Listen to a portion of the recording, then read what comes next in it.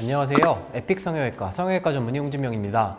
코제 수술, 자연스러우면서 부작용 걱정이 없는 안전성이 우선이라면 바로 이것, 무보형물 코 재수술을 추천드립니다.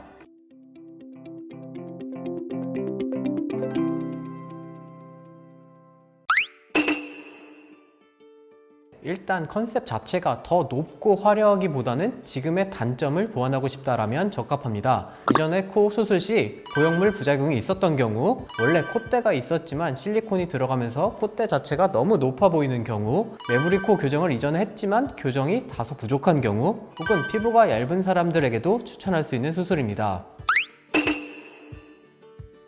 네, 아무래도 콧대 부분에 확연한 큰 변화를 만들기 힘들기 때문에 코끝의 모양과 코의 라인 교정만으로 모양을 만들어야 하기 때문에 드라마틱한 변화를 원하는 경우라면 조금 힘들 수 있습니다. 또한 코가 좀 큰 편이라면 변화할 수 있는 폭이 조금 있지만 코가 되게 작은 편이라면 변화량이 다소 작을 수 있습니다. 보형물이 너무 높고 애초에 콧대가 좀 있는 편이었는데, 혹은 이전에 매부리 교정이 되었는데 실리콘의 바닥 부분이 매끈하게 잘 다듬어져 있다면 보형물 제거만 해도 되지만, 보형물을 제거한다고 성형 이전의 코로 완전히 돌아가는 것은 아닙니다. 또한 콧대가 낮아지는 것은 단순히 콧대 높이라기보다는 마치 키가 줄어든다든지 가슴의 크기가 준다든지 하는 심리적 영향이 클 수 있다는 점도 꼭 고려해야 됩니다. 특히 이전 코 수술에서 코의 모양이 실리콘 자체에 의해서 보정된 부분이 많다면 실리콘이 제거되면서 여러 단점이 부각돼서 제거 후에 불만족이 커질 수도 있습니다. 특히나 여러 번 수술로 피부가 얇아진 경우라면 히알루론산 필러의 경우 좀 퍼렇게 비쳐 보일 수 있어서 맞는 것 자체는 문제가 없지만 주의가 필요합니다. 파인 부분의 부분적 교정에 있어서는 메가필이라고 불리는 콜라겐 필러가 도움이 되기도 합니다. 실리콘 혹은 고어텍스와 같은 보형물을 쓰지 않는다는 것이지 다른 재료는 일반적인 코 수술과 크게 다르지 않습니다.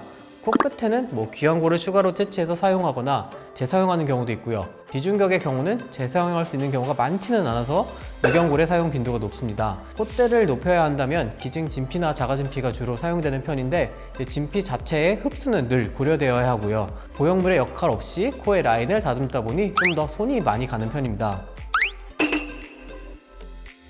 네, 처음에 말씀드렸다시피 단점을 보완하기 위해서 수술을 한다면 충분히 만족을 하시는데, 다른 사람으로 태어날 정도로 좀 변화를 원하시거나 친구들이 보고 우와 이런 정도의 변화를 희망하셨다면 변화량의 폭이 좀 한계가 있을 수 있어서 만족하지 못하는 경우도 있습니다. 실리콘의 부작용이 없다 뿐이지 다른 문제는 없다고 할 수는 없습니다. 대신 코 부작용은 실리콘이 차지하는 포션이 좀 크기 때문에 부작용이 좀 적은 편은 확실합니다.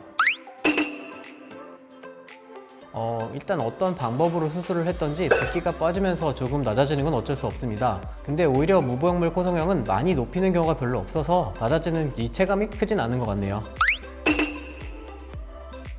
무보형물 코 재수술을 기계방으로 가능한 경우도 물론 있고 가능하지 않은 경우도 있고 좀 케바케입니다. 좀 코끝이 말랑말랑하면서 교정해야 되는 부분이 많지 않다면 충분히 가능합니다.